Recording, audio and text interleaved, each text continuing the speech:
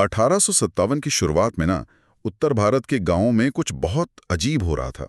रात के अंधेरे में एक गांव का चौकीदार दूसरे गांव जाकर रोटियां बांट रहा था। मतलब ये कोई आम बात तो थी नहीं। बिल्कुल नहीं। ये एक तरह का खामोश संदेश था कि कुछ बहुत बड़ा होने वाला है। हाँ, और आज के इस गहन विश्लेषण में हम 1857 के महाविद्रोह से जुड़े उन्हीं ऐतिहासिक दस्तावेजों को खंगाल रहे हैं। हमारा मकसद ये समझना है कि कैसे व्यापारी बनकर आई ईस्ट इंडिया कंपनी के खिलाफ सिपाही, सामंत और आम लोग एकदम से बगावत पर उतर आए। तो रात नहीं हुई थी। मतलब 1757 से लेकर 1856 तक के 100 सालों ने भारत को एक खौलते हुए प्रेशर कुकर में बदल दिया था। सही कहा, एक ऐसा कुकर जिसकी सीटी बस बजने ही वाली थी। स्थिति तो एक गुब्बारे जैसी थी जिसमें हर तरफ से हवा भरी जा रही थी।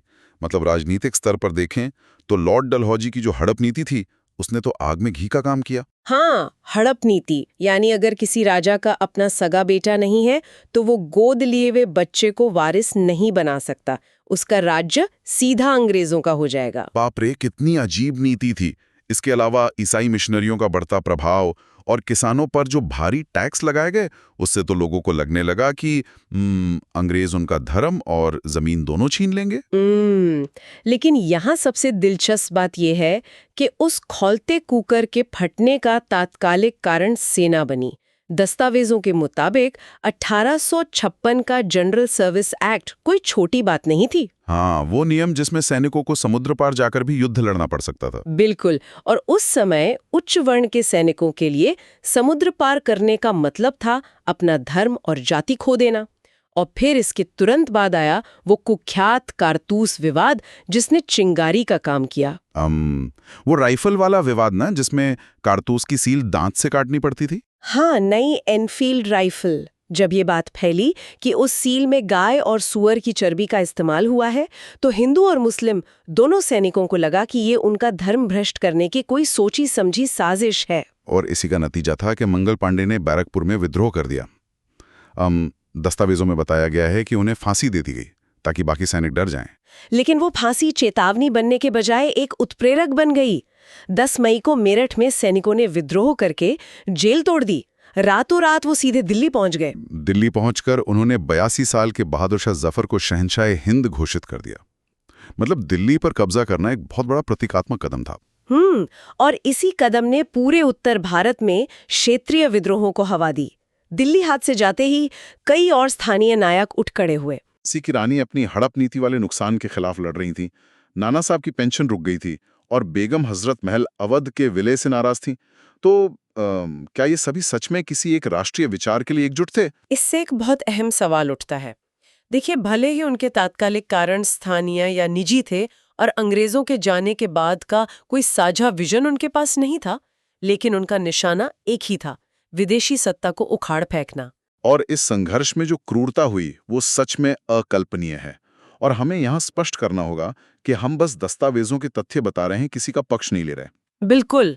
कानपुर के बीबी घर में जो हुआ वो बहुत भयानक था। दस्तावेजों के अनुसार विद्रोहियों ने 200 से अधिक ब्रिटिश महिलाओं और बच्चों का नरसंहार किया। और जवाब में अंग्रेजों की प्रतिक्रिया भी उतनी ही खौफनाक थी। उन्होंने कोई कैदी ना छोड़ने की नीति अपनाई। दिल्ली में भारी कत्लेआम हुआ। हाँ, विद्रोहियों के मन में खौफ पैदा करने के लिए उन्हें तोपों के मुहाने से बांध कर उड़ा दिया गया ताकि उनका अंतिम संस्कार भी ना हो सके। बाप रे, इतनी भीषण लड़ाई और बलिदान के बावजूद अंततः ये क्रांति अपने उद्देश्यों में विफल क्यों रही? मुख्य कारण था एक सुसंगत विचारधारा का अभाव। और अगर हम इसे व्यापक संदर्भ में देखें तो अंग्रेजों के पास टेलीग्राफ और नई राइफल जैसी उन्नत तकनीक थी। अच्छा, तो तकनीकी बढ़त ने बड़ा रोल निभाया। हाँ, जहां विद्रोही घोड़े पर संदेश भेजते थे, वहीं अंग्रेज टेलीग्राफ के जरिए अपनी सेना को तुरंत निर्देश देकर विद्रोहियों को घेर लेते थे। तो इस हार का असल परिणाम क्या हुआ? 1858 में सत्ता सीधे ब्रिटिश ताज के हाथों में चली गई। और सेना में लड़ाकू जातियों का सिद्धांत लागू कर दिया गया। भारतीय सैनिकों को जाति और धर्म के आधार पर बांट दिया गया ताकि वो फिर कभी एक साथ बगावत न कर सकें। तो इस सब का निष्कर्ष क्या निकलता है? अंग्रेज भले ही इसे सिपाही विद्रोह कहें, लेकिन वीडी सावरकर के स्रोतों के अनुसार ये प्रथम स्वतंत्रता संग्राम था। बिल्कुल, ये कोई अंत नहीं था, बल्कि उस महाकाव्य की पहली प्रस्तावना थी जिसने आधुनिक भारत के राष्ट्रवाद की नींव रखी। सही कहा। जाते जाते सोचने का एक बहुत दिलचस्प विषय है। दस्तावेजों में बताया गया है कि टेलीग्राफ ने अंग्रेजों की भारी मदद की।